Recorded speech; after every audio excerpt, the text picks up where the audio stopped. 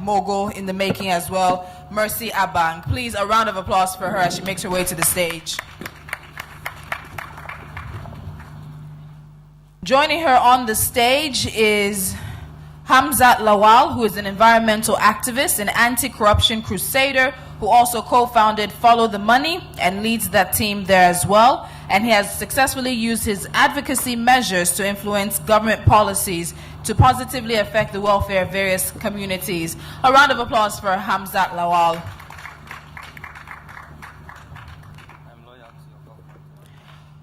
Joining them on the stage is a consumer rights lawyer.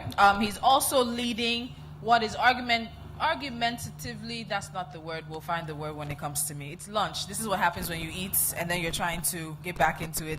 But he is leading what will likely go down in history, what is as one of Nigeria's most interesting cases. His name is Olumide Babalola, consumer rights lawyer, leading the first class action lawsuit against telcos in Nigeria. If you don't know about it, please go and check it out at eie.ng/class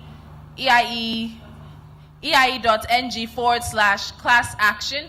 And you can also sign up and be part of it and let the telcos know you are not happy with the fact that they are not respecting the do not disturb orders that Nigerians are giving them. So again, a round of applause for Olumide Babalola. And finally, but definitely not least, coming to join them on the stage is Abayomi Akimbo. He's a project manager at Budget, one of our hosts, and he's been with them since November 2014. He's also the program manager for Access Nigeria Project and a campaigner for the Open Government Partnership in Nigeria. Abayomi Akimbo. A round of applause for him. So again, they'll be looking at how citizens have taken action on issues in their community. And of course, it was part of the conversation we had earlier, taking it from online activism to true time activism. Mercy? Oh, all right, apologies, I did accidentally skip one person. Joining them on the stage is Egghead Odewale. He's the Chief of Staff to the Minister of Steel and Solid Minerals Development. He's also undergone and facilitated a number of training exercises both within and outside Nigeria. So a very full panel. We look forward to great discussions. Okay. Hello, everyone. Hello. I just want to be sure that the food is not having any impact on us. Are we still as active as we were? I'd like to welcome you all especially to this session, and I hope we'll have a better session as compared to what we've had before now. I'd like to welcome Hamza, Eged, Abayomi, and Mr. Kehinde. Good to have you. I'll start with Hamza, who I think has done a lot around citizens taking action on issues in their communities. I recall when Save Bagega happened and how, you know, it was just you contacting the five of us or so, and you said kids are dying in Zamfara State as a result of illegal mining that's happened there. And it was spontaneous, just reactions, and from there, Okonjo-Iweala got in. The then now Senate President, who was the chairman Senate Committee on Environment, got into it and got involved, and voila, there it was. Doctors Without Borders got the funds they needed, and today it's all history. But I'd like you to sort of give us a recap of how that happened and how the role of citizens in taking actions is very important to conversations like this. Thank you very much, Mercy. It's a pleasure to be on a panel with you after a very long time. I think it happened because we left our comfort zone. Sometimes we are here in Abuja in fancy offices and beautiful space like this, and we forget that we're actually from the grassroots. And of course, at that time, there was little or no information in terms of what is actually obtainable on the ground. And for us, we didn't see it as a problem, but we saw it as an opportunity to engage citizens and, most importantly, government to take action. And within 48 hours, the then president released over 800 million. But I want to fast forward to what has just recently happened in Niger State, and I'm happy that Eggheader is actually on this panel. And again, we had lead poisoning outbreak that killed 28 children. And again, at that time, there was no much information. When you try to look at the newspaper headlines or even social media, no one was really talking about it. So again, we saw an opportunity where we can bring life to what is happening on the ground in rural communities at the grassroots, to social media platforms like Facebook and Twitter, where citizens can actually be empowered to tweet and retweet this information. And voila, we got the Ministry of Environment to have a line item on the budget for remediation and characterization, which was over 250 million. I would not want to dwell on what happened behind the scene, like my brother Egghead would say, but what is key is the fact that this has created a platform where citizens can actually call government, hold government to account and call them to take action. And where you see ministers, directors, and permanent secretaries hold to their balls because citizens are actually following the money that are meant for developmental projects. I'd like to ask us all, I'd like to ask us all to come to the front just so that we can be a part of this conversation. Because I see Samson Itodo and some other people are having side meetings there. Please, thank you. If you don't come up, we're not going to continue this session. We have free seats in front, please. Thank you. Samson Itodo, you're still seated. We have to occupy this front row. Thank you. On that note, I would like to ask Abayomi a few questions. A lot of people have said, all that happens online, it's noise. I've met people that say, it's just noise. You guys just, when it's time to take the decision, we know where we meet. You guys just stay there and make noise. People even still call, as powerful as the Bring Back Our Girls hashtag has been and the impact all over the world. Some people still think it is noise. Is it just noise? Well, I would like to point out, let me use 2016 budget issue as an example. I want to ask a question. Before 2016 budget, who has seen a federal government budget here before? If you have seen a government budget before, let me see your hands, please. Okay, so how many have seen the 2016 budget? Okay, so you can see that the numbers of people who have seen the budget, 2016 budget, are more than those who didn't see. So the thing is, when the 2016 budget was, the presentation at the National Assembly happened, instead of coming to social media to talk about this is what the budget has, we rely on fact at budget. So we had to look for a way to get the budget out. Now, there was a timeline that government should have presented this budget. They didn't present the details of the budget, and people were asking us. In fact, a lot of people even tweeted at us like, what are you guys doing? Or they said a lot of comments. And we had to get a way to get the budget out for people to see. And I can tell you that by getting this budget out, which was not something that we said we were going to do on social media, we did it at backdoor, and then we got this out, and then we used social media to push it out that we have these details. A lot of people got to know about some of the missing items in it. So if it's just about noise, how come there's an effect to that? How come there's an action? I mean, up till now, we still have people talking about the budget. People are monitoring the budget, trying to see what exactly fits in for them in their community. So it's not just about noise. Social media amplifies what you're doing offline. That is what it's about.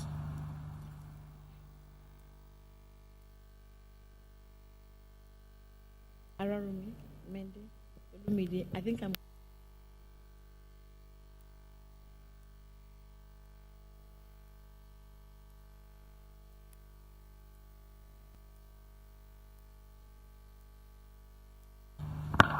Yeah, he just said something around what budget has done, and we all were here when the whole budget was done.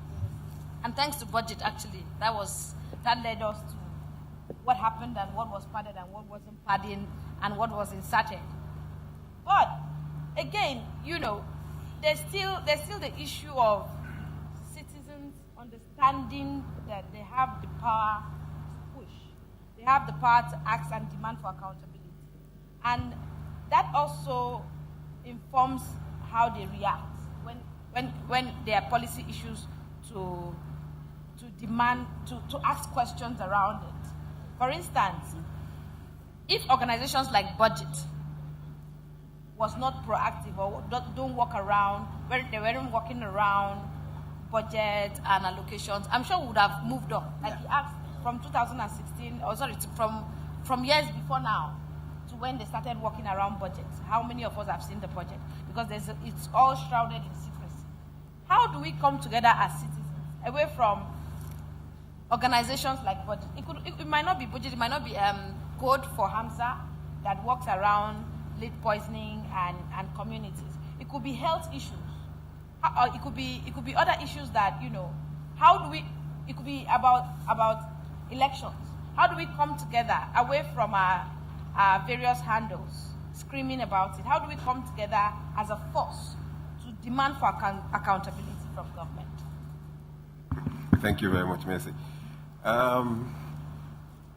Coming for this occasion, I made it sure that I'm just going to speak within the purview of what a lawyer can do, because I have a lot. I'm not going to be duplicating what every other person is going to say. I'm just going to speak strictly from the point of view of the legal profession and the professionals, our role. Now, talking about coming together as a people to address these wrongs. Yes, I understand the point that the social media, the hashtags and what have you, they have the role to play.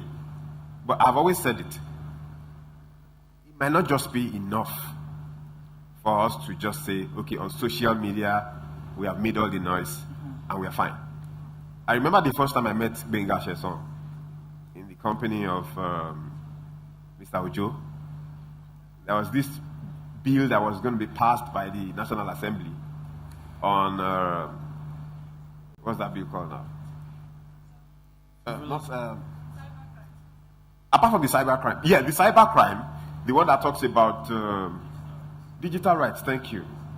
Where if you sit anywhere and you tweet, or you sit anywhere and you want to write a petition, you have to first of all go and sign an oath, or you make an affidavit, or just a bill that seeks to suppress, number one, freedom of expression, number two, accountability, number three, the whistleblowing. So we didn't just sit down. I am not so active on social media. I am on social media as an anonymous person, so nobody comes after me, and I don't go after people as well. I just read the news, know what's happening, and I'm just anonymous, so that whatever I do is going to be as objective as possible. So I watch. When they were going to pass that bill, of course, Gbenga Sheson has huge followership on social media. He could as well just sit on Twitter or Facebook and continue shouting from that time till whenever. But I remember vividly, and I was impressed. He himself, in company of two other people, came to my office, and they said they really wanted to push it further than just talking on social media. So there are several avenues with which we can make these things happen. Yes, professionals all over the place. Like I would always say, I think I've said it on radio once or twice, that there are a lot of lawyers, professionals, okay, we can't, most times, apart from the strictly human rights lawyers who would come to the street and carry placards and follow you to the places. But some of us can't do that, not because we don't want to do it, because of some other things we do. But you approach us to go to court for you, who would go? I remember at that time, while there was so much noise on social media, we went to court. We took the Senate President, the Speaker, National Assembly, the Attorney General of the Federation, and two senators that were involved. The one who sponsored it, I think Senator Bala or something. All of them. And they were served. So they saw that it was beyond just making noise on social media. That is a part of social media. That is a part of creating the awareness. Just look at Bring Back Our Girls. If they had sat on social media, I'm not sure they would have been able to achieve as much as they have achieved. So that is the point of mobilizing ourselves on social media. And that is the point of sensitizing ourselves And that's that point of taking further steps to make these things happen.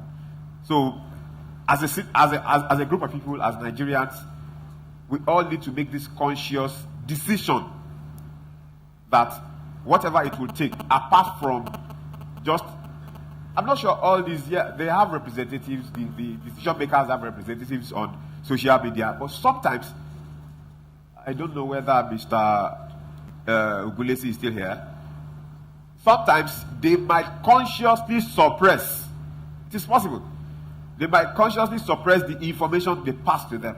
So if we make all the noise on social media, I remember for a long time, the former President Jonathan he said he didn't hear about some things that were happening on social media for about 2 months. So if they hide it from them, there's really nothing we can do.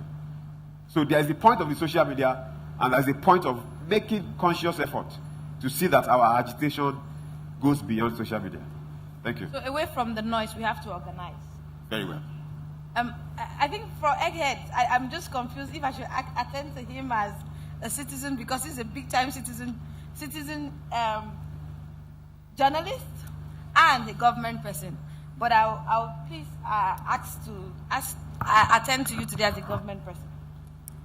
How are the conversations that people are having around what affects them online?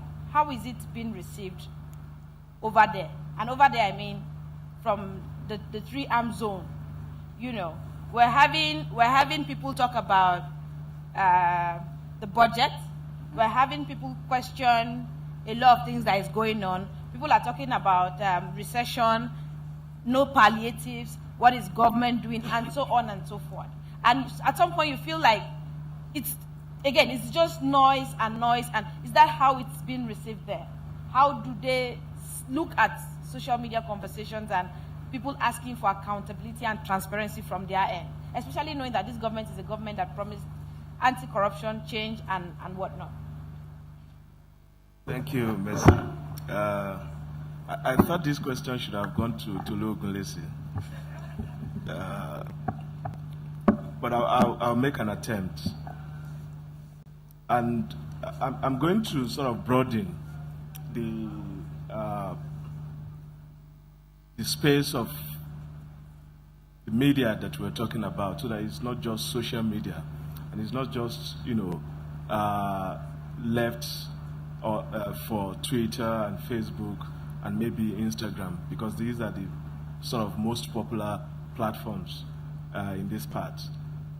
And to say that there are conversations that happen online that actually transcends that space.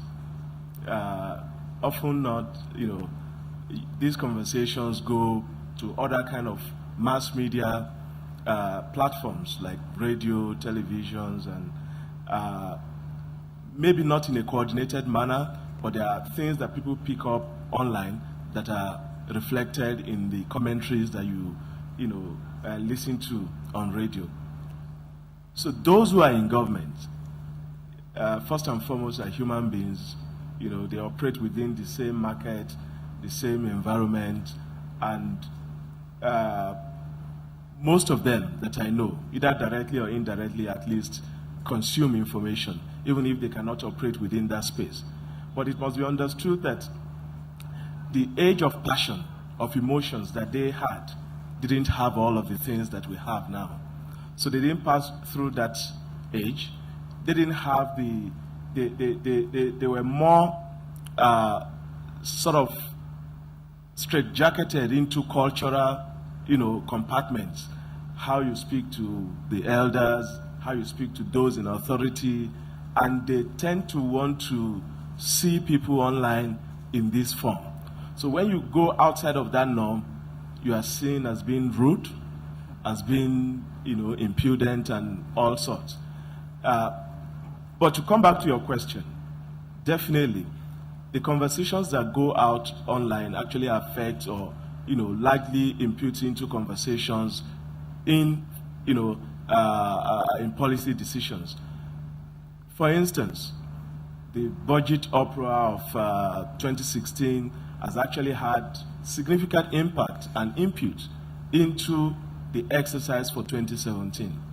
at least sufficiently. The budget 2017 has been prepared sufficiently. It's about ready. The FSP, fiscal strategy paper, the MTSS, I think by now should be ready for all the sectors. That is the medium-term strategy, sector strategy should be ready. So I think what is pending is the MTEF, medium-term expenditure framework, and the MTRF, medium-term revenue framework.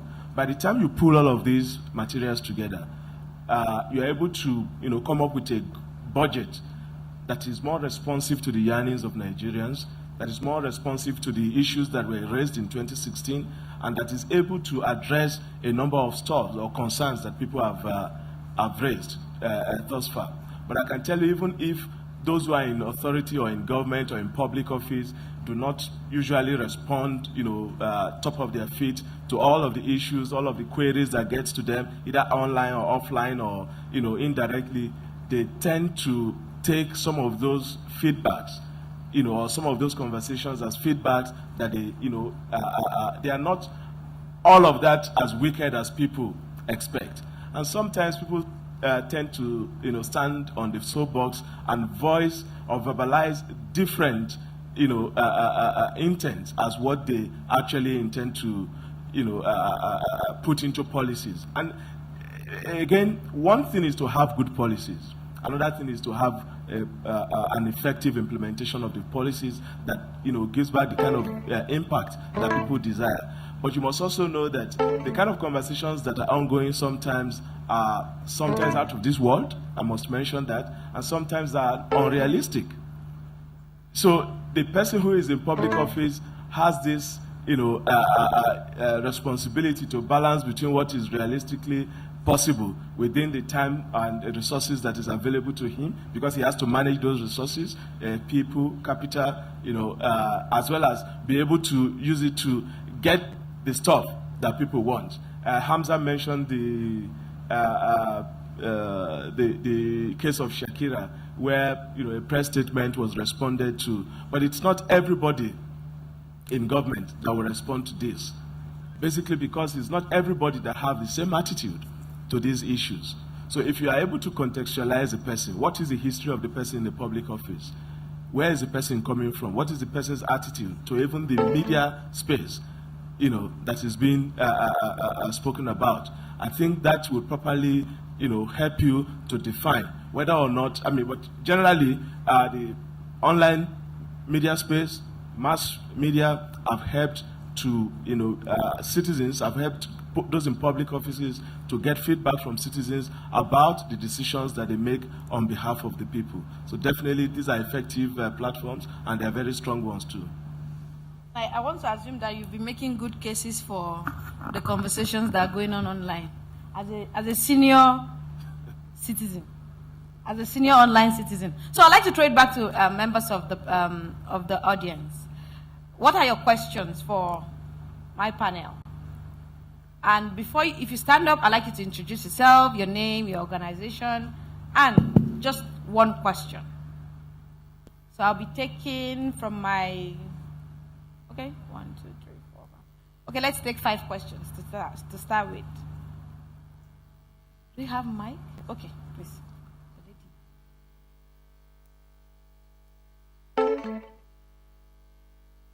Good afternoon. My name is Buki Williams, and I'm addicted to Twitter. That's pretty much it. Thanks for everyone for sharing their thoughts around this issue. My question is this, and I would appreciate its strong linkages. Really, the way we talk about... Who are you directing your question to? It can be to anyone. Okay. Really. It's like sometimes the way we talk about online platforms or online media is that we see them or we compare them to traditional media, or we see it as a space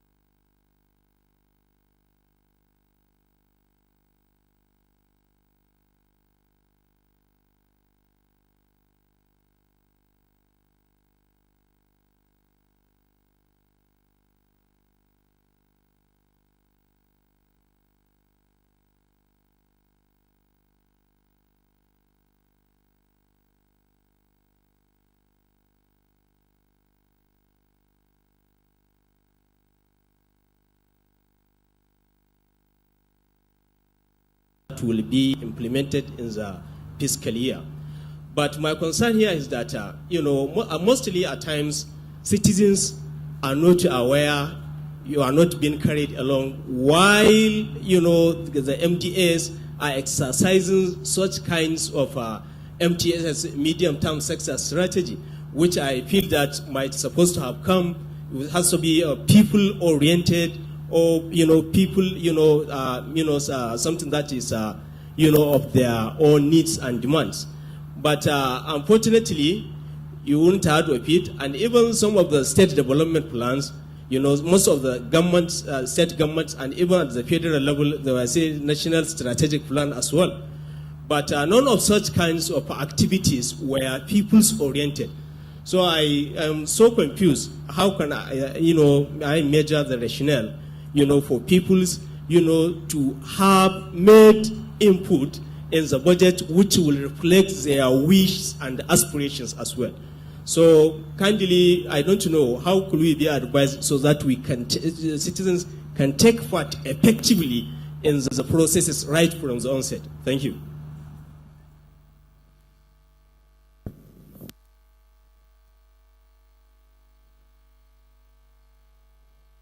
Okay, that's the last question we're taking. My name is Rex Kennedy Sotlove from Citizens Rights. Your name is what? Rex Kennedy Sotlove. Okay. From Citizens Rights and Empowerment Advocacy Initiative. My concern with some of us in the social media, I will just go straight, was during the period of fuel price hike, a lot of us were in conspiratory silence and we didn't do anything about it. And we know when the previous administration increased fuel price, we were marching and mobilizing the whole people in Nigeria to make sure that that thing was reversed, and then things were being done. Now, when it happened in this time, it was like no person was speaking again. I discussed with some of my friends. I said that those people who were sponsored that time to bring the previous administration down have taken money, so they cannot talk. That was just my opinion at that particular time, and I still stood by it. No person has said he has not taken. That's one side. Then secondly, what is your question? My question right now is, what are we doing right now concerning the censorship of social media discussion that is going on in the National Assembly now, that they are trying to censor us, using social media as a means of critiquing the government on what they are doing? Okay, because it's Yemi, I have to be. Yeah, I have to. Just no. That's the last step. Okay, sorry, I had to make a comment. Censoring social media, the social media bill has been killed. So I don't know if you are referring to another bill or another act. So Mr. Babalola gave talked about it, and also Titi talked about it in the previous panel about how the social media bill was killed. But I wanted to speak about Occupy Nigeria because it's very dear to my heart, and the perception that you just shared about people who were paid to bring down the previous administration and are now not talking.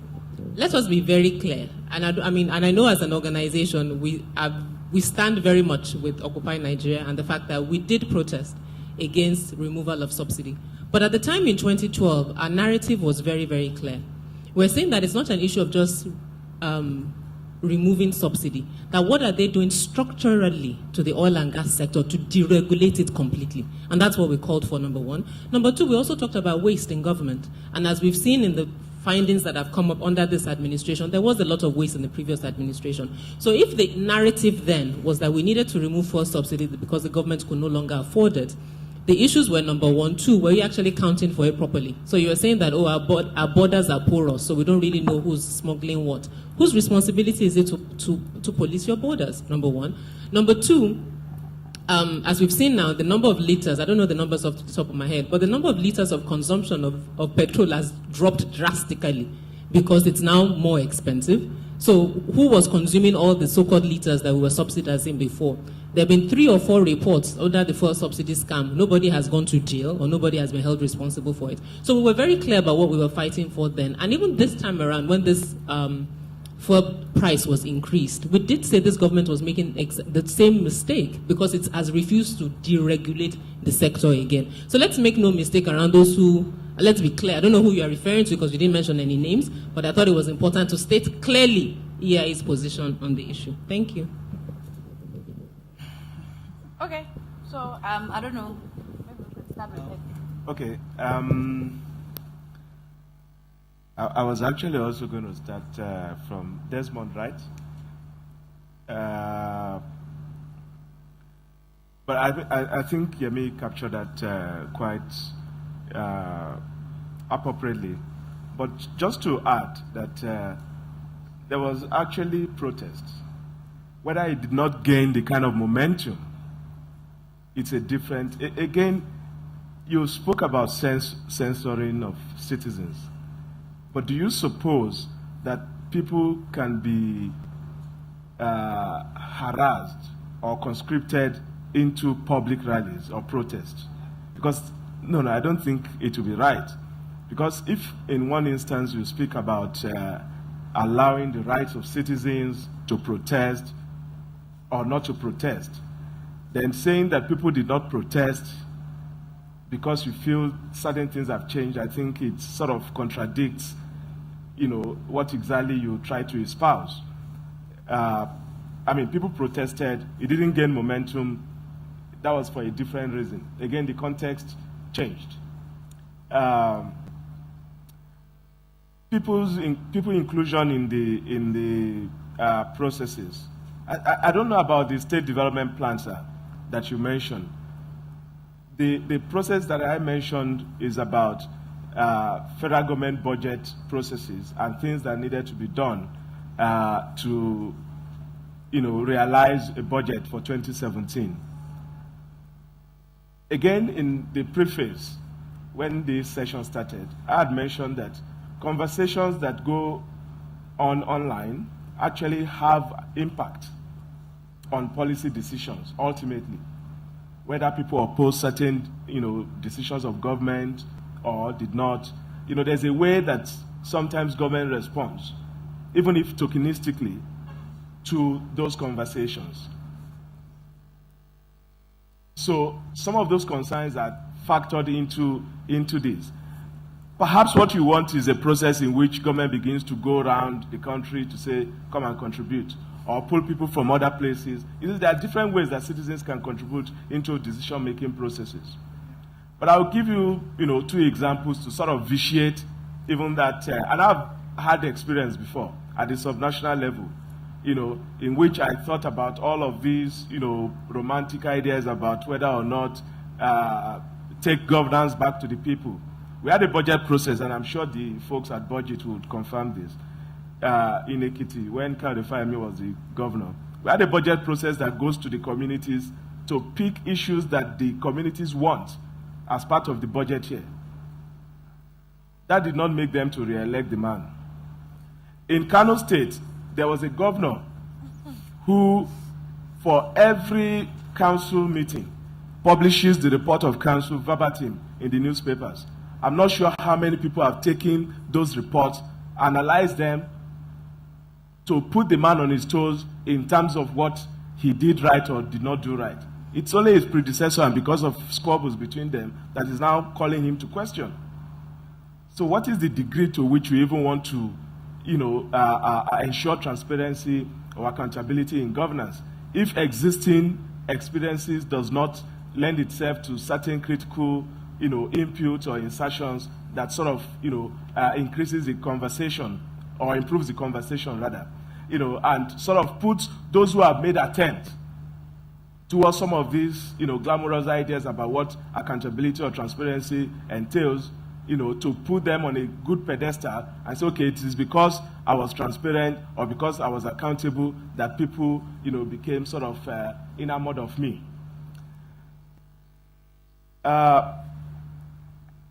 Whether social media is a blessing or a curse, I think it depends. I don't think there's a single narrative on how you want to put that. But I see an assumption here, and I think this was addressed in the previous panel.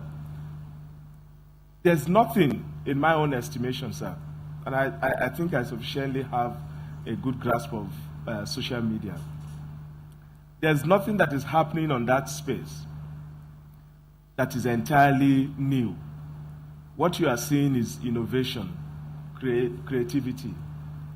All of the things happening were things that we're doing in our various spaces when there was no social media. Mercy was on the other panel and she was talking about use of abbreviations, and we used to write shorthands, either in lesson notes or in other spaces. We used to, shorten things, before. So those things were already existing. What social media, online media does now is to amplify all those idiosyncrasies that we had at the individual or at the collective or community levels. Again, the conversations around the child bride issues, that is prevalent in the North. This was, it had been happening, but some are just, learning about it because of the access to online media. So I won't say whether it's a blessing or a curse. It depends on how, you want to look at it, and there are different narratives that, some people have shut down these platforms. Yes, these platforms have destroyed people, but they've also put people in very, quality spaces. How do we organize from online to offline? Again, it's still it's an ongoing thing, and there are different, ways by which you can, even the online organization is itself, quality organization. So you now need to determine if you organize online and it's having impact, why do you want to go offline again? And essentially there are certain and these conversations are not, sort of standalone or parallel. The conversations you have online are actually also happening offline in different other spaces. Sometimes, and there are times, I don't know if there is a convergence now in terms of the real-time responses or reactions to issues. But sometimes I think issues are sort of faster to get onto Twitter than on Facebook. Sometimes conversations that have happened 2-3 days, the Facebook people are just picking up and they now have their own, trend around it before it dies down, and maybe it goes to other spaces. Those issues, they connect one way or the other. So to organize, again, it depends on around what issues you want to organize, because it's also important to understand the entire context of the issues that are being discussed. And then, if you need to organize, for instance, in Lagos, maybe all you need to do is just send out text messages or WhatsApp, or go on Twitter, and then once you announce, people announce a place and they can gather. You may not be able to do the same when Jos was boiling, for instance. But there are issues, there are conversations that continue to go. Some of them are fleeting, some of them die, they come back again, like phoenixes. But this space about whether or not there is offline engagement or organization or online organization, I don't think there is any gray area. It depends on the nature of the issue, because sometimes these issues become either organic or they just grow a life of their own. And even when it dies down in one space, it continues to happen in other spaces. Thank you, Mr. Odewale. Please, your intervention. I think we have less than 5 minutes left. I'm going to be very brief. Now, how to translate online to offline? I'm going to be practical with this. And the same example I'll go back to is this, the social media bill, and the current one I'm handling, the class action I'm handling. Almost all of us, at some point or the other, we must have received all these unsolicited calls. At some point or the other, or the text messages. Then there must be a point, there must have been a point where we would see that this thing is no longer normal. Everybody who has spoken must have said one thing or the other about education. It is extremely important for us to educate ourselves. Now, you must be able to ask questions. This thing, is it supposed to be? And it's not everybody that can answer that question. Maybe some professionals can answer. You consult on social media, you have all sorts of people there. You have the lawyers who display themselves as lawyers. They argue law on social media. A lot of them practice on social media, so you know them. You find doctors there. What they tweet, what they say is just medical. You find all these psychologists. You find everybody there. So there are people that will be willing to even answer your questions before you ask them. So when you educate yourself at that point, then the next step is, what do we do next? It is not necessary that it is in all cases that you have to mobilize people to go out and protest. Sometimes it's just a letter. Sometimes it's just a letter you write, and the person involved gets embarrassed and either reverses the situation or they find other ways of handling the matter. Now, for our own case, class action, we discovered people wrote to NCC. People wrote petitions to NCC. NCC called the telcos, told them they were going to sanction them if they don't stop. The telcos did not stop. That was a level of intervention. The next one was, this thing infringes our rights. The other day, in the morning, they were speaking about the Constitution. A lot of us, how many of us here know the fundamental rights that we have? All. If I begin to go around now, all the fundamental rights that we have, apart from the right to life. But basically, we should know, so that, because if you don't know your rights, you don't know who has trampled on it. And you don't know where it's been trampled upon. And the Constitution gives you right to privacy. And somebody invades your privacy and you don't even know. Or you know, but you think you are helpless. You are not helpless. But if you don't take a move, you are helpless anyway. So what we say is, translating the offline to online is online, you have said everything you need to say. Then you begin to engage the interest groups. I've heard people speak about organizations, citizens' rights, all these organizations. Approach them. I got to know about Yemi online. I didn't stay online. Benga and Mr. Ojo got to know about me online. They didn't stay online. They came looking for me. And they saw what I could do. And I did. And we are moving on. So online, we strategize. Offline, who are the people online? Are they not physical people? Yeah. So you approach them offline and see what, can we do this kind of meeting online? Maybe we should all have stayed in our different offices and be tweeting NCMG and we are following. But it might not be able to get the same impact that this has gotten. Blessing or a curse. Finally, blessing or a curse, depending on what you see it. How you see it. Depending on what you use social media for. A lot of people have gotten jobs. A lot of people are doing very well on social media. So really, that's really, I'm going to allow other people to say whatever they want to say about it. Yeah. 3 seconds, I'm sorry. That's fine. So, my sister who spoke about online to offline, well, it depends on you, your focus, and what you do. See, because for us, we do offline, and offline takes 70% of what we do.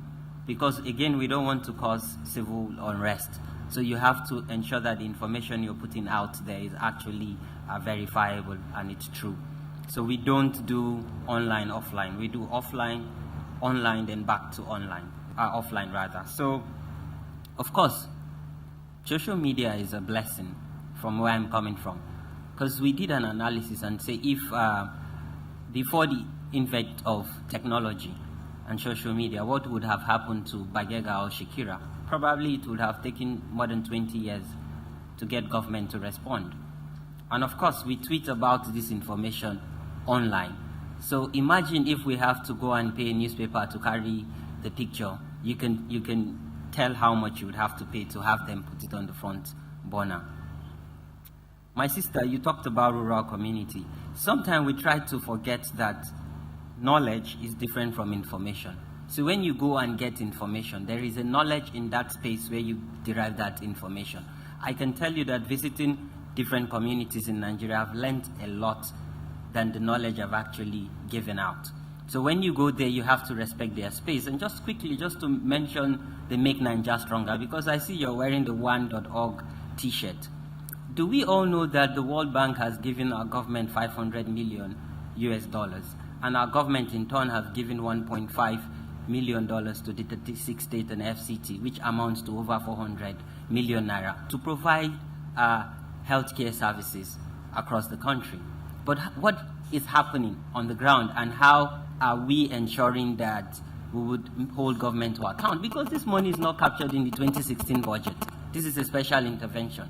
And just to quickly mention, doing offline work to make Nigeria stronger in Enugu State and Imo State, the healthcare centers are dilapidated. In some cases, the nurses will tell you to take your sick child back home. And then you wonder what is happening to over 400 million that is amounted to your state. But the good thing is we have freedom of information law, even if some of our state governors do not respect this law. But by and large, we have that platform. And again, one good thing is, I don't know about how you use social media. If Follow the Money handle tweets now, it gets mentioned on radio, on TV. They pick our information as headline news.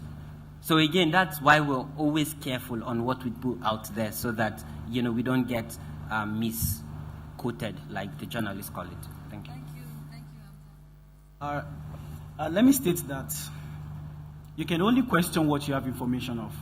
And if you don't have information, you can actually ask for transparency, accountability. Going away from social media, like you said, we use social media to put our message out there, but then we have another platform called Tracker. And then what we do is we go to communities. Currently, we are tracking 16 states out of 36, and then we have our player tracking officers there. And then we go there, we talk to people, and we realize that these people don't even know about provisions for their community in the budget. And then when we speak to them, they say to us, this provision is there. We didn't know about it. And then you realize that they've already started contributing to build like a school. For example, there was a community that they built a school. They started building a school, and then we realized that the budget was in the annual budget 3 times. It came out in 2013, 2014, and 2015. I realized they didn't build the school. So we had to engage the representative, and the representative at first said he's not the one responsible for it. And when we did a little bit of threats, by threat I mean we sent a letter, we made you understand that these people are the people who are going to vote for you if you come again. Within 3 months, this school was built. And then after building it, it mounted as built by Honorable so. And these are some of the issues we have. And we just don't do community engagement. We also do offline, which is we also do radio engagement, which we are doing with Nigeria Info. So if you need information about something, we talk to you every Wednesday. We talk to you and we engage people so that people can know their rights. You can know their information. If coming down from federal level to state level, we have about 7 states with their budgets online. A lot of us have not even seen our state budget before. So let's start from that. Let's demand for our state budgets. Let's demand accountability. And also let's know our representative. This is the only way we can foster transparency and accountability. Without this, we can't. Thank you. Thank you so much. To wrap this panel up, I think Tolu is almost chasing us out from this from this place. But Egghead said something very important. Even when government tries to be accountable and to be open, I think the point is that most of the time we're not even interested. Again, it's natural that we jump around the bandwagon effect. The very popular conversations are the conversations we tend to want to focus on and talk about it. But again, some of us don't even know our local government chairman. We don't know their names. We don't know the senators representing us. Yes. We don't know the names of our House of Representatives members. It goes on and on and on. The only name I'm sure all of us here know is Buhari. And that's where it ends. But again, we need to understand that someone who is in charge of the road that leads to your house, and Buhari is not directly involved with that person. So how do we find the person and start asking the right questions? And when they even go out of their way to be open, let's start from there to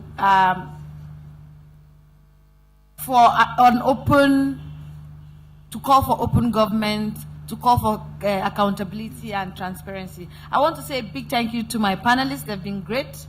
They've addressed the issues as it should be, and I'm glad we had someone who unofficially representing government, but he's government himself. Again, thank you for coming. Thank you. And we deserve a round of applause. Please. Thank you so much for having us. Again, another round of applause for the panelists. It has been quite a long day. Many of them have stuck around to be able to do this. We're going into our breakout sessions, but if you do not know your representatives, your senators, you can find that information out at shineyoureye.org. It's provided for you by Enough is Enough Nigeria. As much information as they have, emails, constituency offices, and telephone numbers, those information are available. Don't forget, as we said earlier, download the Nigerian Constitution. It's provided for free on any of the Play stores via the Federal Ministry of Justice. All right, so there are two breakout sessions that we are having. The session that we'll be holding here is looking at effective and efficient lawmaking, a case study using the Digital Rights and Freedom Bill and Not Too Young to Run Bill. The moderator is Clement Nwankwo. Speakers include Samson Itodo as well as Adeboye Adegoke. That will be happening here. So if you're interested in being part of that breakout session, when we do move, I'll ask you to move to the front so it's a closer conversation.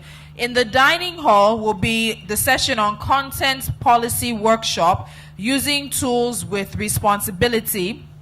And I'll have Benga Shasan there moderating, as well as Titi Akinsami, S.A. Emery, and Ebele Okobi if she's still around. The sessions are expected to last 1 hour. You don't need to come back here for anything. Okay, I've seen Ebele, she's still around. So from there, please, I'll just say a very big thank you right now. We look forward to seeing you tomorrow. But again, I think our hosts need a very big round of applause. Enough is Enough Nigeria, Paradigm Initiative Nigeria, as well as Budget. A big thank you also goes to our headline sponsors, Facebook, Google, and Omida, the ON Network. And then our conference partners, people who've also made this possible. You have Dell, the Ministry of Mines and Steel Development, The Scoop, Premium Times, Olori Super Goal, YNiger.com, Sahara Reporters, Black House Media, This Day, Channels, Leadership, Vanguard as well. I do believe I'm missing somebody. But all of our conference partners, our headline sponsors, a very big thank you to them. We will see you tomorrow. Please go on Twitter, check out the post, tweet, retweet, engage in conversations. The hashtag remains NMCG2016. Have a good evening. So don't forget, the breakout session in the dining hall will be moderated by Benga Shasan, and it will of course be on Content Policy Workshop. And the one here is on effective and efficient lawmaking. 1 hour. Thank you very, very much. I'm calling them up. I just wanted to be sure. All right, so we're going to go ahead and get started with the breakout session that's happening here. If you've chosen your session, please make your way to the dining hall, if the dining hall is your session. But if you're having your session here, please move forward a little bit closer to the front so we can get started. If you've chosen your breakout session here, please move forward so we can get started. I'd like to call up to moderate this panel Clement Nwankwo, who's from the Plaque organization. Clement?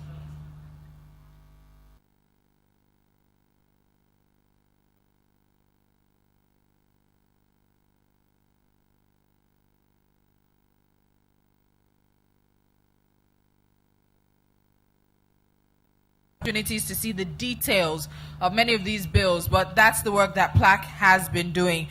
Joining him is Samson Itodo. Samson, please, we're looking for you on the stage. He was just here. Okay, I suspect he's coming. And then finally, Adeboye Adegoke from PIN Nigeria. So their panel is effective and efficient lawmaking.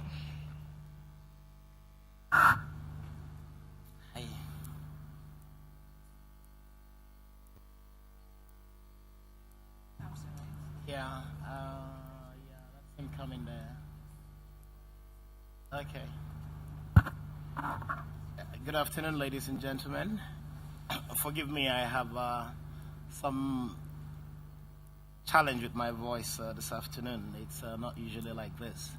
But welcome to this session.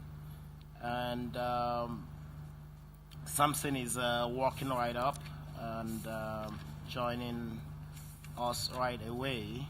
The session is effective and efficient lawmaking, and the case study is the Digital Rights Bill and Digital Rights and Freedom Bill and the Not Too Young to Run Bill. Samson is here, and Adeboye Adegoke is here as well, from PIN Nigeria, and Samson from Yaga. Welcome. Samson, maybe you can come this way.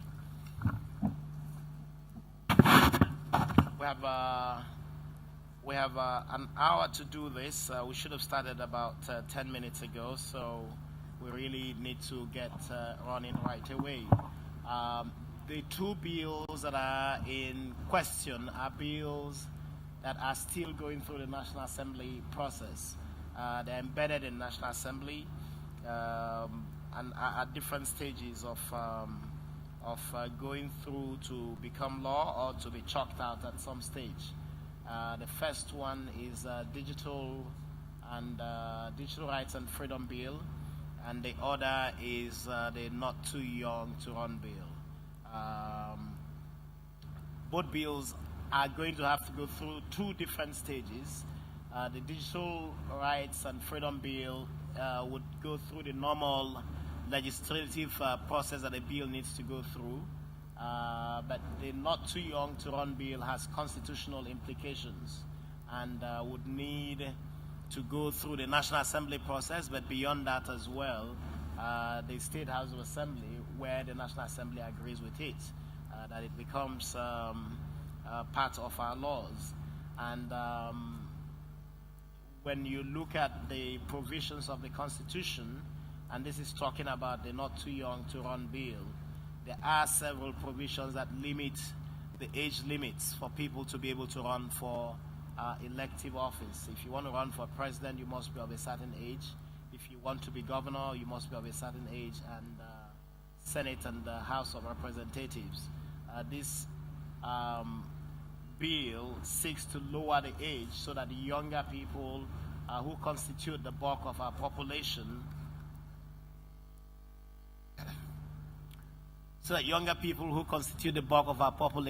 are able to participate in governance. When we look at the Nigerian environment, there is, of course, huge concern about how much young people are not involved in the way the country is being run, and yet young people are very, very experienced and very, very educated and want to play a role, because the future at the end of the day lies with the young people, lies with the youth. So I think it's a very important bill, and I know that Samson and Yaga have been working a lot on this, and Samson would have quite a lot to say on this as well. Boye, I think, has a lot of input to make on the Digital Rights and Freedom Bill, and I'm sure both panelists would be able to discuss this a lot. But the Digital Rights and Freedom Bill has a lot of constitutional implications as well. It proposes certain cutbacks on the freedom to access the internet space, the use of the different media on the internet, and creating powers for agencies and authorities that exist to be able to moderate the expression of the freedoms contained in the Constitution, which, of course, when this Constitution was being drawn up, it didn't quite anticipate the new social media age that we are in today. So it is important for us as Nigerians, as activists, as human rights advocates, that any bill that seeks to moderate or seeks to interfere with the enjoyment of freedom of expression through new media, through social media, is scrutinized very, very thoroughly. And I'm hoping that this panel would be able to discuss this. I would invite, first of all, Adeboye Adegoke from PIN Nigeria to kick off the discussion. Adeboye. Yeah, thank you. I'd like to start off by speaking to the Digital Rights and Freedom Bill and why we are convinced that Nigeria needs such legislation at such a time as this.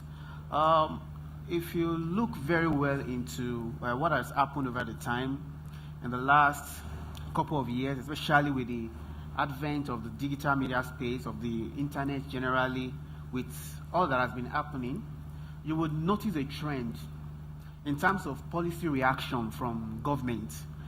So what we have seen that has happened over the period of time is that the government has reacted to the negative side of the digital space. So government was concerned about curbing crime. Government is concerned about, arresting criminals, tackling the issue of cybercrime and all of that, which are very good things. We want to be secure, we want to be safe. And so it's okay for government to want to come up with legislations, with policies, with regulations to ensure that people who perpetrate crime and all of that on the digital space are arrested and duly punished.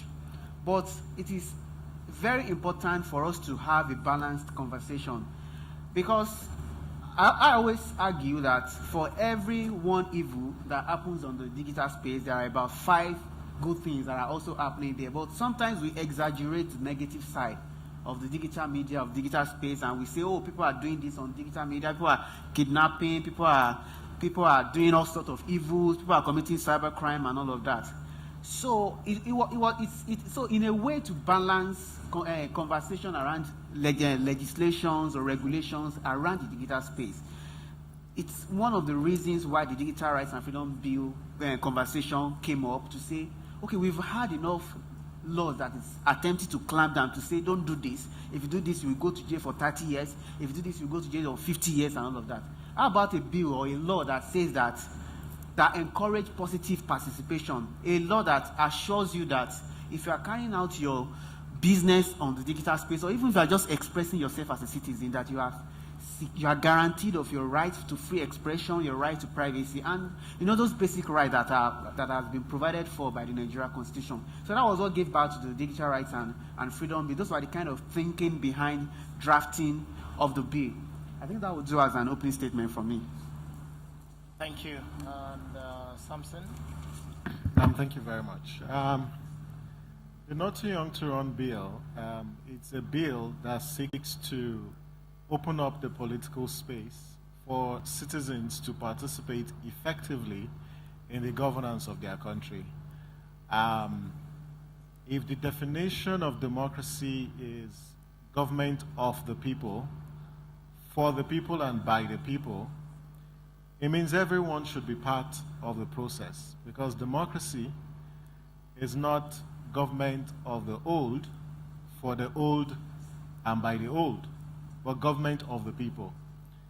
And if young people who constitute the largest block of our population are part of this community of individuals who are active participants within the democratic process, then they should have a say, as well as run for office in a bid to promote development. And that's what the Not Too Young to Run bill seeks to do. And what it seeks to do is to reduce the age for running for office, for the office of the president, from 40 down to 30, the Senate from 35 to 30, the House of Reps from 30 to 25, and then for governors from 35 to 30 years of age. Now, our Constitution is skewed to preclude young people from running for office. And the challenge for us is our inability to align the voting age and the age for running for office. So if someone is 18 years of age, that person is deemed to be responsible, that person is deemed to understand the party manifesto, that person is deemed to determine for him or herself who should lead who should lead them, and they go to cast their vote. So if you look at different studies, you will see that leadership, as much as experience is very, very critical for leadership, but experience is just a function of one's exposure and the experiences that you go through in life. So it's not about age. Because I would argue, and I'm a proponent of intergenerational dialogue and knowledge transfer, but where have the older generation actually brought us today? If we look at most of the experiences and the economic hardship and the malgovernance and different levels of leadership, they were not actually caused by young people. If you look at the leadership challenges that we've had, it's not young people. Even if history tells us that the Nigeria that we have today and the democracy that we celebrate today came as a result of youth participation. In 1933, a Nigerian youth movement that ran for office and in fact held sway in our political process for about 3 years, holding the NNDP led by Herbert Macaulay to ransom. They were actually led by young people in the pre-independence era. Even in the post-independence, we've also seen young people working hard to ensure that we protect the democracy that we celebrate today. So, actually, the people who actually fought for our independence and our democracy are young people. What has really changed? In the olden days, as some people will call it, there was no technology penetration like we have today. We're here talking about new media and talking about governance. One of the things that new media has done, it has expanded the frontiers of capacity development or even information sharing. And so a lot of young people have access to information that makes them valuable to the political process. Therefore, they should be given a space if we believe that inclusion and participation are cardinal principles of democracy. And if this is a constitutional democracy, then we must include them in the entire process. And what Not Too Young to Run seeks to do is to bring young people to that decision-making table. So this energy that we boast that we have, this resilience that we boast that we have, this intellect or the skill and the energy that we have is brought to that decision-making table in a bid to enhance the quality of our democracy. And Not Too Young to Run, it's not about youth representation alone. It's about creating a space for young people to add value to our leadership and our governance process. Thank you, Samson.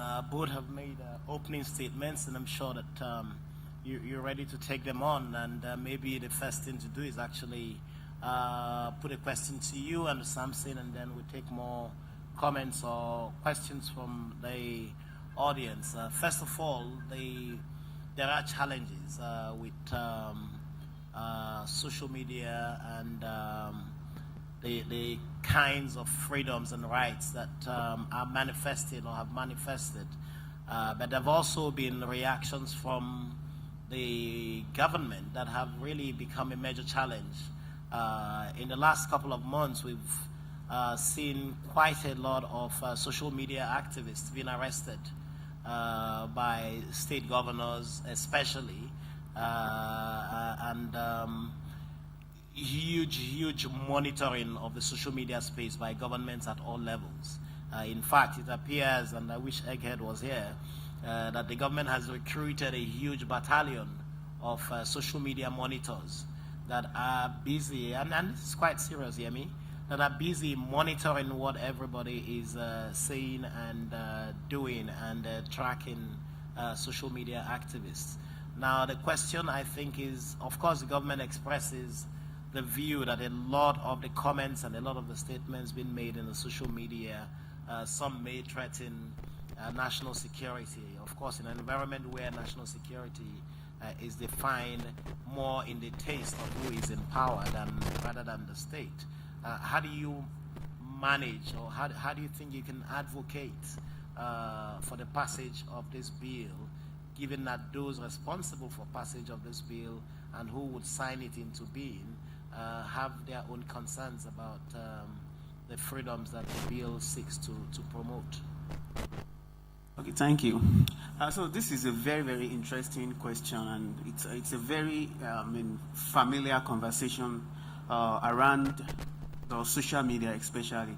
I mean, just last week we were at the Internet Governance Forum in South Africa, where a government minister from Malawi expressed dissatisfaction as to the use of those social media, saying that, and he gave an example of the president had a lot of traveled, and he traveled a lot around a period of time, and he felt that he needed to take some rest, and people didn't hear from him for 2 days, and he felt, and then this rumor started on the social media that the president was dead.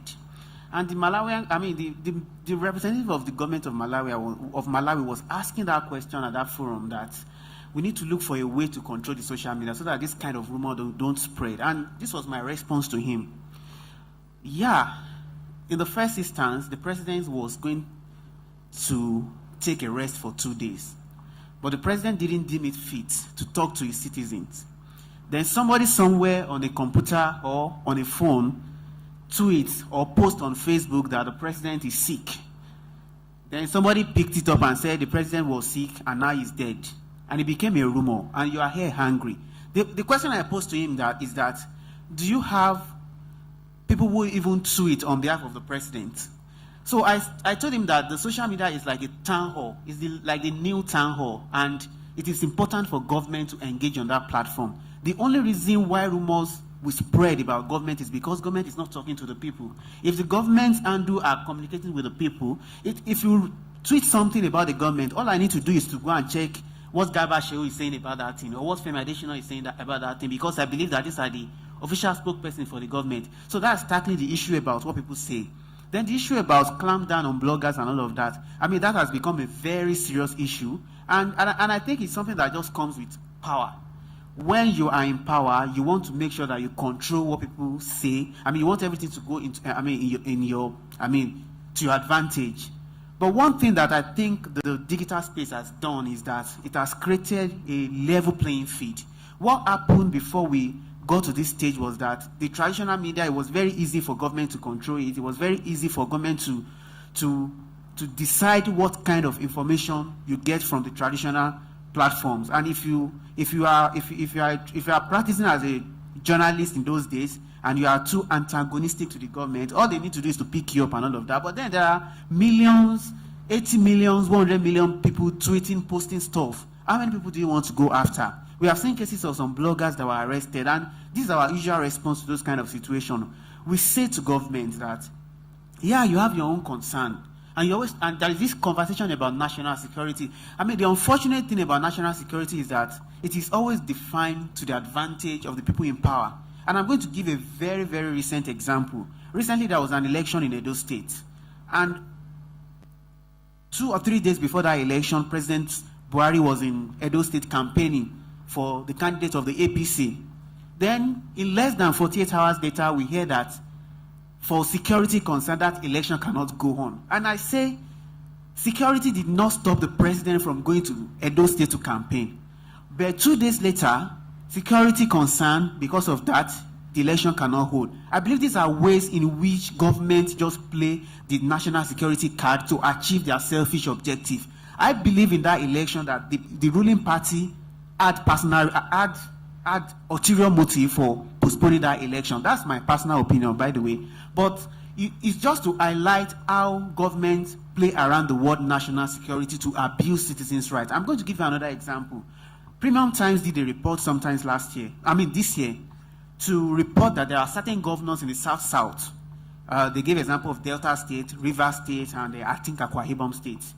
So we all know there was a problem of kidnapping in the South region. The problem has been there for a while, and in response to that problem, the government got some hacking technology, ability to monitor phone calls and all of that. I mean, the intention was that so that they can clamp down on criminals, people who are carrying out this kidnapping activity and all of that. But what was found out in that report is that these governors were actually using those devices to monitor their political opponents. So if I'm the opponent of Governor Amechi, for example, just as an example, Governor Amechi is using those devices to monitor what am I saying, how am I devising to make sure that it doesn't win the next election. So he's interested in my personal conversation, in my political conversation, and that is gross abuse. And so it's an interesting conversation, by the way, but we need to query each time government says that for national security reason we are doing this, and we need to ask questions. And that's why we need to have digital rights and freedom, because one thing the digital rights and freedom bill is saying that, yeah, we agree that there are times whereby government needs to take measures for security reasons and all that, but you cannot just give government the blanket power. We must respect rights of individuals. So even if somebody is suspected to be a terrorist, to be a criminal, there are rights that must be respected. In the first instance, you say that somebody is innocent until proven guilty.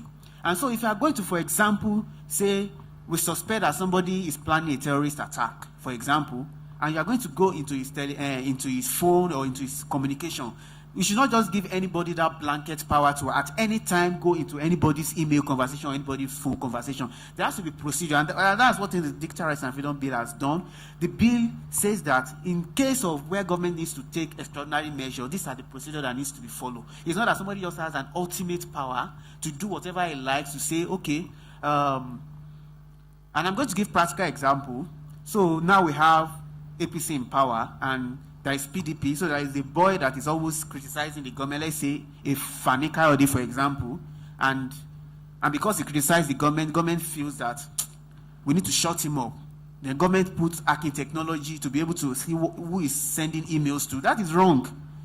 Government has no right to do that. So one of the things the bill seeks to do is that even when there is a need for government to take extraordinary measure to curb crime or even for issue of terrorism and all of that, let there be a procedure in place so that somebody does not have absolute power. Somebody has used this quote today, and I'm going to repeat it, that power corrupts.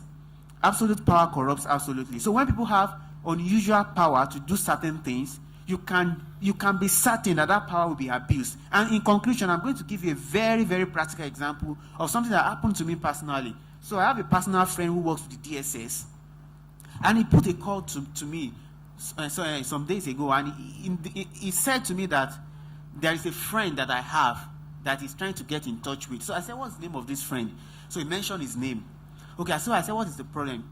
And he said he just needs to speak with the person. He wants me to arrange a meeting between the two of them and all that. So I said, please give me details. I can't just arrange a meeting with somebody when I don't know the intent of the meeting. So he said, okay, he's going to let me know what's happening.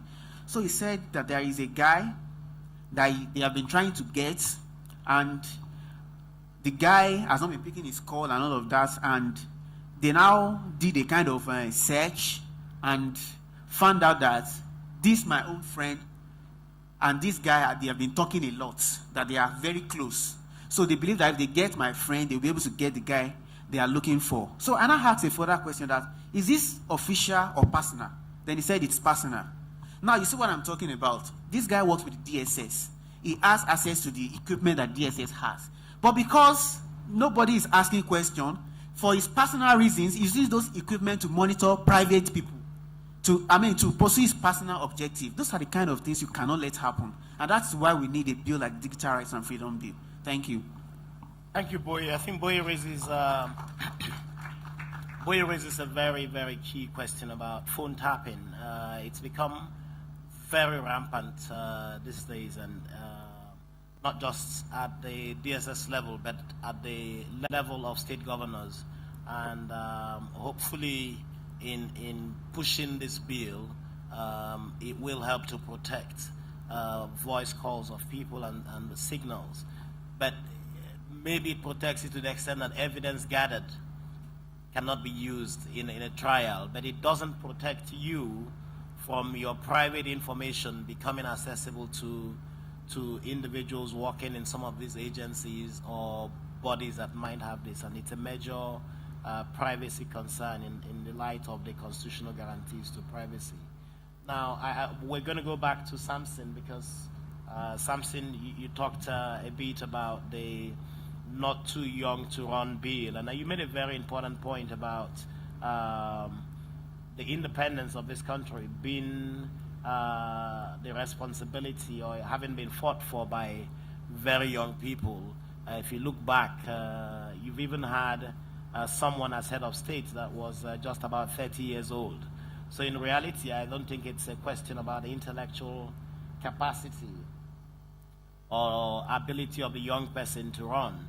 But Samson, you have a situation today where you have only, this bill is going to be passed by the National Assembly, but you have less than 4 or 5 people in the National Assembly who are under 40 years old. How are you moving to convince the rest of them who are certainly in an age bracket that you will belong to at some point in the near future, to agree to pass this bill, given that the protection of space is what is paramount in their mind at this time? Thank you very much. I think the point needs to be made that there is national consensus that young people constitute our most productive workforce. even the president has acknowledged the contributions of young people to the success of the 2015 elections. Although he has not demonstrated in his appointment and its engagement that young people indeed have a place at the table.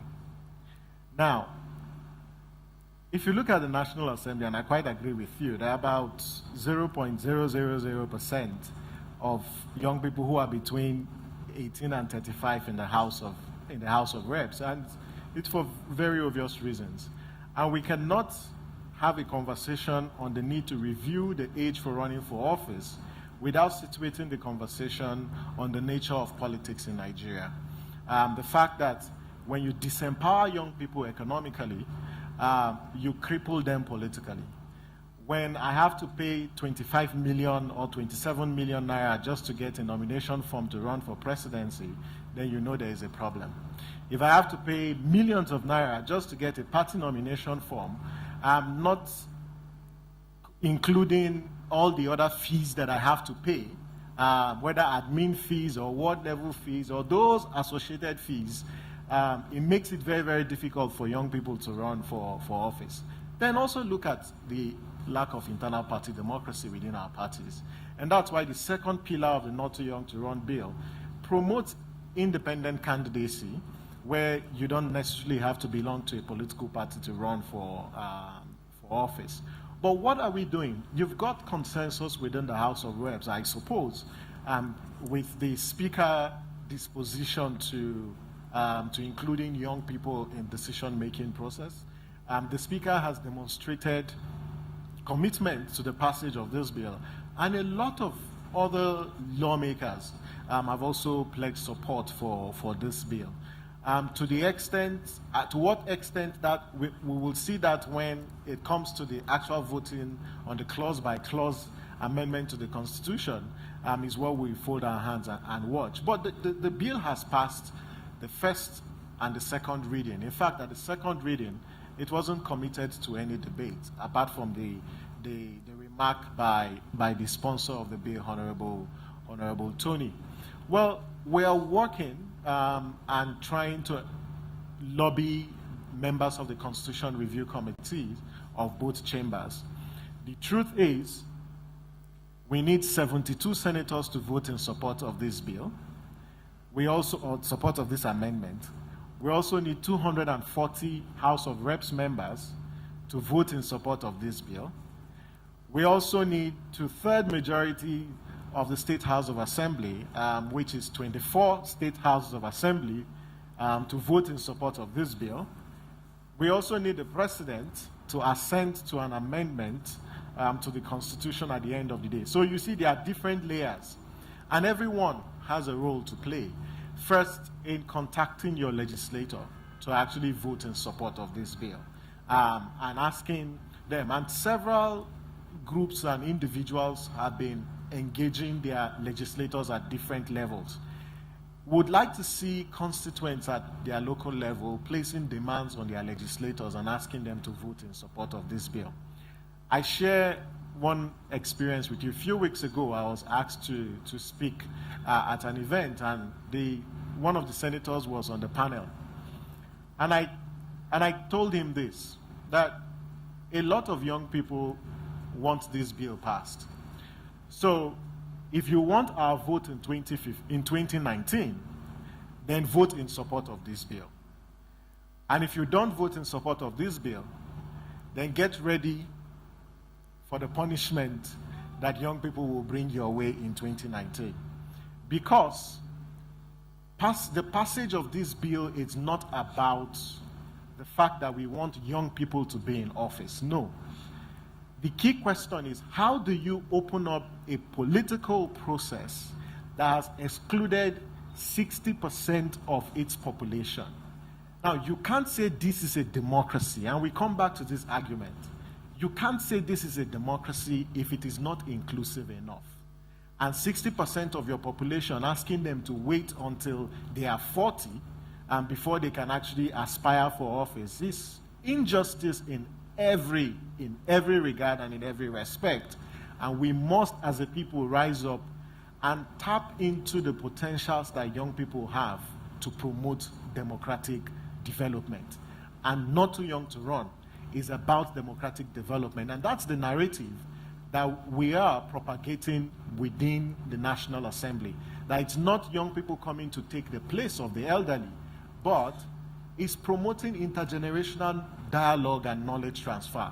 If you have young people who are in the room and you have elders in the room, you are building a solid leadership foundation for the future.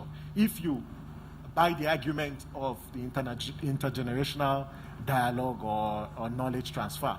But at the center of this is the need to open up the space. And I end my intervention with this experience. How many of you here have seen the graphic on social media of our leaders either sleeping in the national conference? We've seen that. You've also seen even at the regional level where they say our African leaders, when they go for international meetings, they are doing what? They are sleeping when serious conversations are going on. For God's sake, we're not saying the wisdom of the old is not important, but physically, the act and the business of governance for a country like Nigeria that is developing requires energetic people. It requires people with innovation. It requires people and young people who have the resilience to address the challenges that befall us. In the National Assembly today, or even in the presidency, there are a lot of young people who are doing research for these lawmakers, for our public officials, who are working round the clock to ensure that our leaders perform. Why is a young person good to be a research assistant? Why is a young person good enough to be a community organizer campaigning for votes? Why is a young person good enough to be your media, but they are not good enough to contest for office and represent their own people? Come on, give me a break. That is not democracy. And if democracy is government of the people, by the people and for the people, then everybody, young or old, should be given a space at the table. And this is what this bill seeks to achieve. Thanks a lot, Samson. I can assure you, let's applaud him. I can assure you that if a young person keeps awake too long at night and has a lot of drink, he would sleep at the next meeting in the morning. But certainly I think Samson's point is well taken about the importance, and I'm sure we all agree. So we'll throw the question of both the Digital Rights and Freedom Bill and Not Too Young to Run Bill, and listen to your comments or questions on the issues. Yes, please. So just tell us your name and quickly your comments as well. Do we have a microphone or?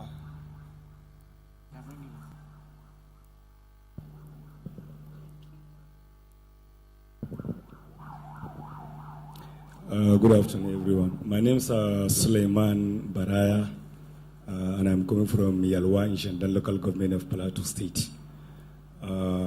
The member I'm going to talk about, I just want to have some few, or I'm having some 2 or 3 concerns about the issue of not too young to run a bill. First, you have talked about the issue of a huge amount of money to be paid before you get a nomination form for political parties to run for any political office. And I want you to consider the fact that there are so many potentials in the youth. Then not only among the youth, but specifically among the poor people.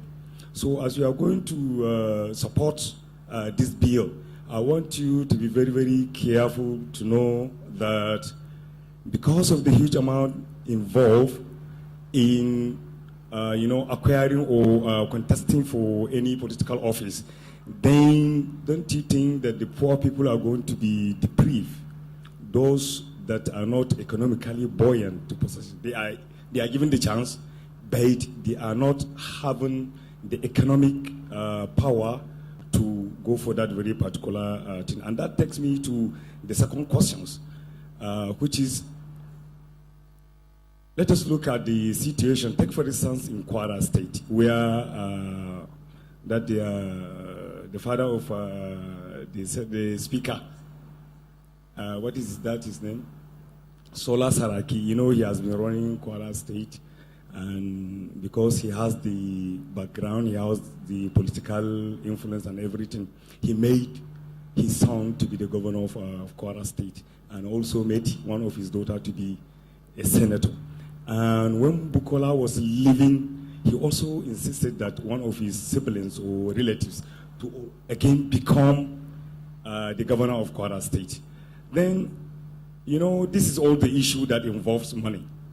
Now, if we support that bill, don't you think, I'm not against it, but I want you to have a consideration about it. Some people may try to make it as a sort of inheritance something. So since I have money and all of the youth that are around didn't have money, so I can, you know, pay for my child or something like that. And the last thing I want to ask about is a clear description or distinction between who is a youth and who is an elderly man or who is a more adult person. Because now, who is the youth leader of PDP? He's around 60-something. And he is calling himself, or he has been voted into that office as the youth leader of PDP. So thank you very much. These are my concerns. Thank you, Samson. We'll take note of the comments in question. More indications, please. Yes, please. Hello, everyone. I'm Patrick from Education as a Vaccine. I have a question for Samson. I believe that I strongly agree with you that most times money or finance becomes a challenge for youth. Just like the way it has been a challenge for women, despite the 35% affirmation. But I want to know, the people who are supporting this bill, is there a kind of a long-term plan for reorientation of the youth? Because most times, this goes pari passu with poverty. You know, we have seen candidates. I happen to come from the same local government with Mr. Clement Wanko, and I know when he contested for House of Reps. So people like us knew what he was capable of doing, but a lot of people, from my people, ended up collecting money and voting the other people. So I want to know if there are plans for reorientation of the youth to look beyond what they will get today and rather look forward to what they will get at the long run. Thank you. Thank you. I'm happy that my people are here. More comments, questions? Yes, Yemi? This comment is for Samson. Sorry, I don't know if you might have spoken about it because I went next door. But when you were speaking, you mentioned that the Not Too Young to Run bill is not about youth inclusion, or you used another word.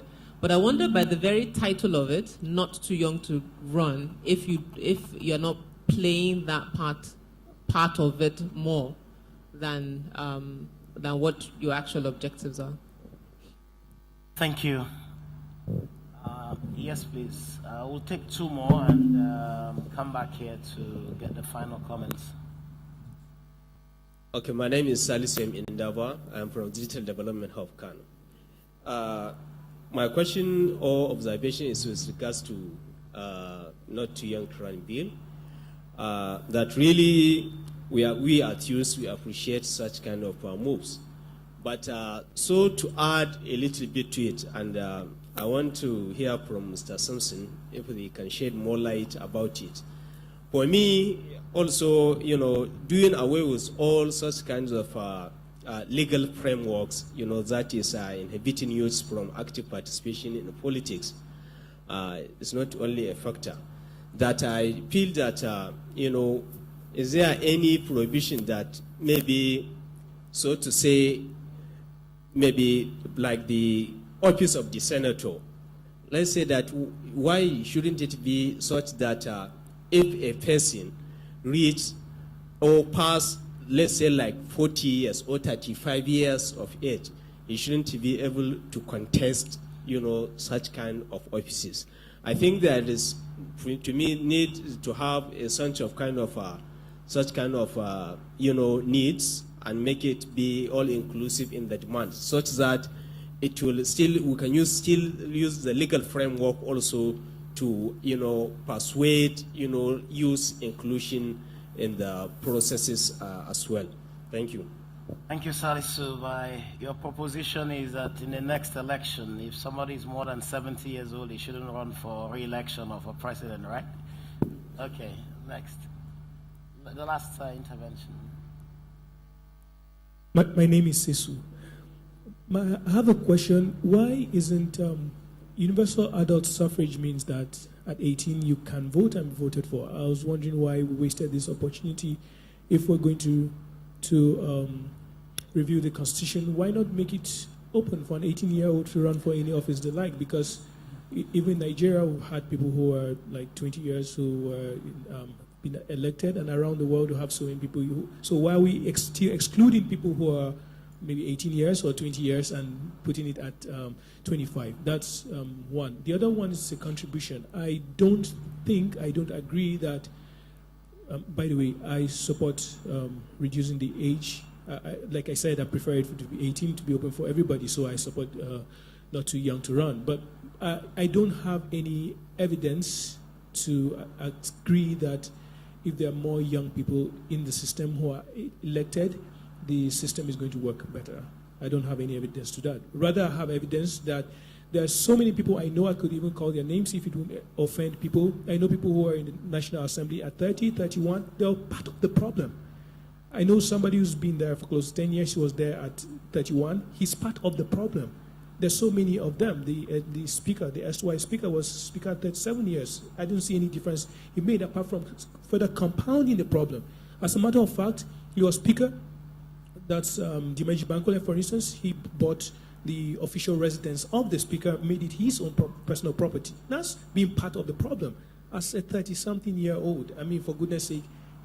So I don't agree. What I would rather agree with is about what the person, an earlier contributor said about reorientation. The kind of young people who will be in the system matters even much more than the age, because it could just be a number. On the last point, there are some people who during the last dispensation were in the opposition. They were very active on social media, very influential. Now the tables have turned. And now they're still doing the same thing they criticize other people of doing. Let's say this issue A. On the other, when they were outside the government, issue A was a wrong thing. It shouldn't be. No, it shouldn't. It's unacceptable. Now that the tables have turned, no, it's not a problem. So our value system also is very, very important, irrespective of age. Thank you very much. Thank you. I think we've taken all the comments. We would get closing comments from panelists. I'll start with Boye because I know he's also interested in the two subjects, and is equally a very young person who has a stake and view and comment on this as well. Boye.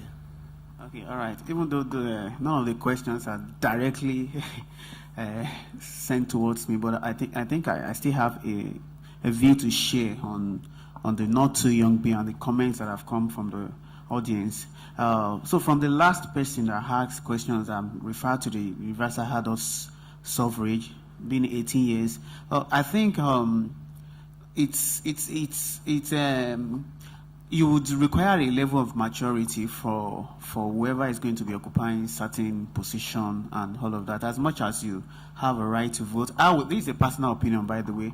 I would think that I don't think it's appropriate to say once you are 18 you can contest for those positions. I think the 25 years age is very, very reasonable in terms of at least level of maturity, because I believe an 18-year-old might still be in secondary school in some cases.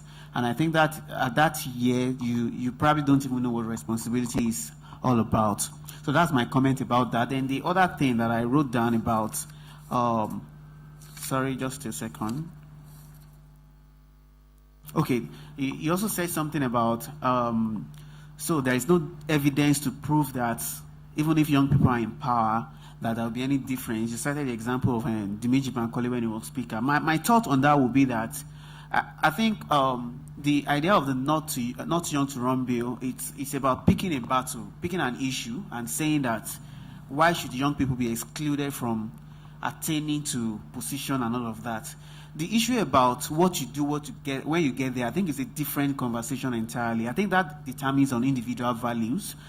So I don't think that corruption, for example, has to do with your age or anything. It has to do with your value system and all of that. It is not a question of age. But I think the not too young to run bill is addressing a very important issue of saying that, because we may not know it, but unconsciously, because of the way we are Africans, and by the nature of our tradition, we just believe that there are some people, the elderlies, they are the ones that should have opinions, then the young people should just follow. It's unconscious, and unconsciously it has been built into our laws and all of that. And I think a bill like the Not Too Young to Run bill is also addressing that kind of, norm, trying to say that no, everybody should have a voice and everybody should be able to aspire to, position of government and all of that. So my opinion would be that the question about what you do, what you get there is a different question entirely. And the question as to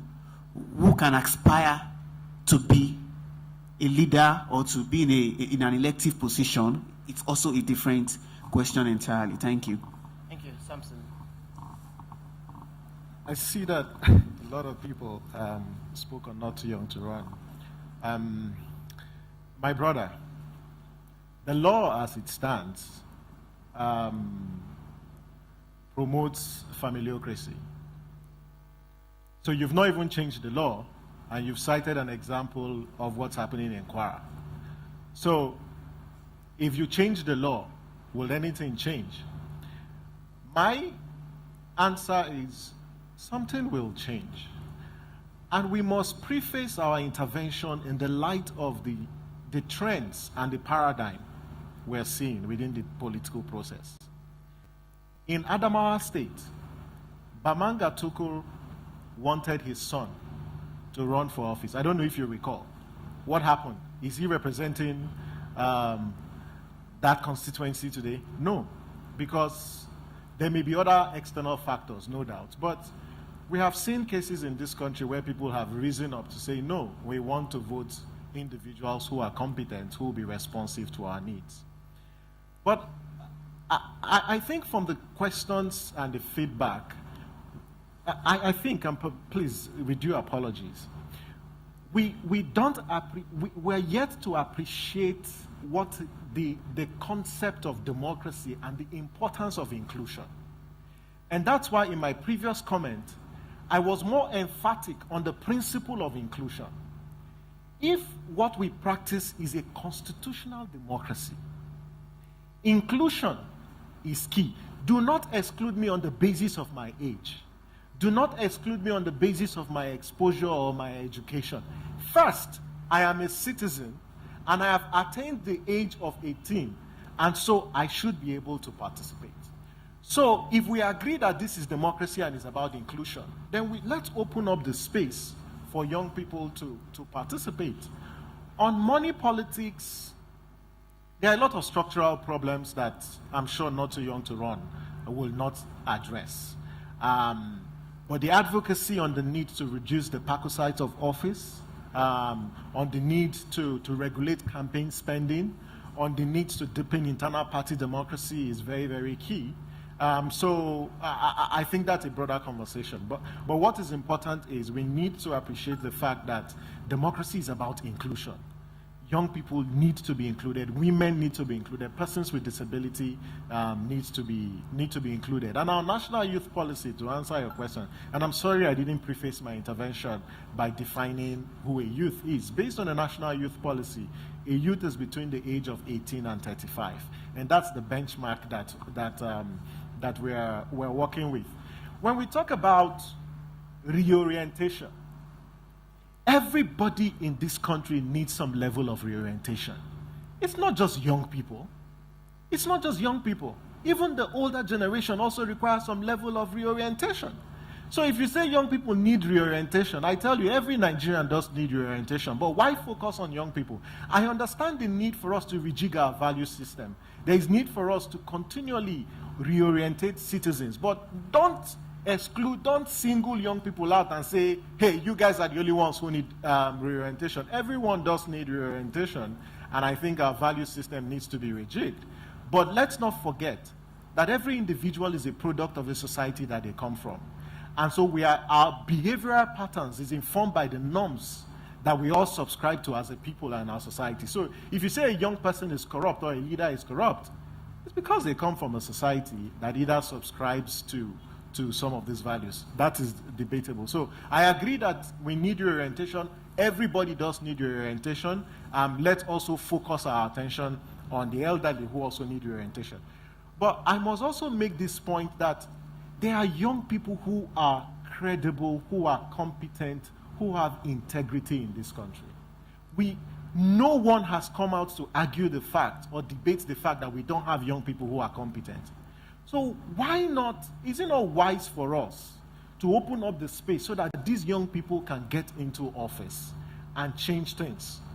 I must also make this remark that you don't necessarily need to be in office to foster change or to promote development. But we know that leadership is key. And so there is need to have those competent young people. When we talk about not too young to run, it's not an all-comers affair. It's for young people who are competent, who have all the qualities of leaders that we want to be in office. And so giving young people that space is key. And my brother had talked about adult suffrage. And Yemi said the way it is actually coined. And I did say that it's not just young people running for office alone. There are other issues involved. Of course, independent candidacy is embedded as a pillar of not too young to run. I get the point that, yes, not too young to run simply suggests that it's about running for office. But there are also unintended goals and objectives that are also embedded in that. And let me make this point about age for leadership in the National Assembly and why we are not looking at aligning the voting age and the eligibility age.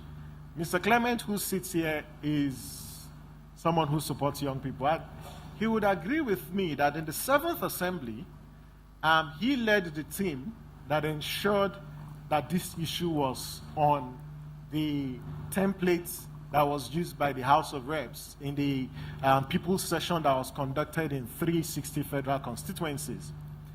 Now, when the voting results came out, only 50 constituencies out of 360 constituencies voted yes for a reduction of the age for running for office. And that got us really thinking. There may be procedural issues or issues with the process and how they arrived at that. But the question is, have we sufficiently engaged our constituents, educating them on the need why this age should be reduced? Or why didn't we just opt for complete alignment? I tell you today in the National Assembly, if we had said not too young to run is about aligning the voting age and the eligibility age, we probably wouldn't make the success that we have recorded today. So it's a strategy to say, let us reduce it. And for me, it's effective advocacy. And I am aware that the Senate, at the Senate, a bill, the Not Too Young to Run bill that will be sponsored by one of the senators, will speak to the issue about aligning voting age and eligibility age. So we are using different methods and different approach.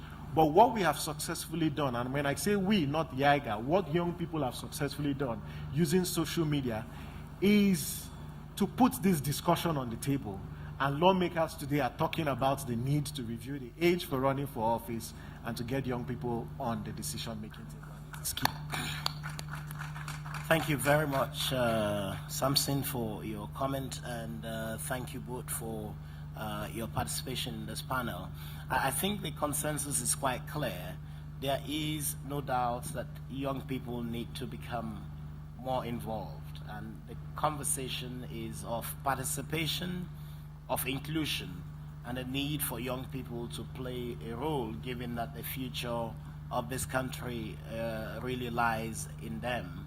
I think that Yemi's point about engagement with National Assembly also includes some bit of conversation about the nature of advocacy and the nature of the language that is used that would make everybody comfortable to ultimately agree to the reduction in age. And I think that while working on the advocacy, language also becomes really important, and we need to be able to take everybody along as we move in this direction. Certainly if you have people who are in their 50s, 60s, and 70s feeling a sense of territorial control, and some others are trying to come in, there is some sense of territory that some people are trying to protect, and we must use the language that tells them that it's not about their territory, it's about the need for citizens to participate, to feel included, and to feel a part of the governing process in the country. And I think that the point as well made about the need to expand the frontiers of citizens' use of the social media, digital rights and freedoms, and ensuring that the security agencies, the governors, and several other of the agencies who are monitoring our digital conversations do not infringe on our constitutional right is really important. And my sense is that we all agree that the two bills are really key and important for national development. Do we agree with that? Thank you so much. So the session is over for us. Thank you.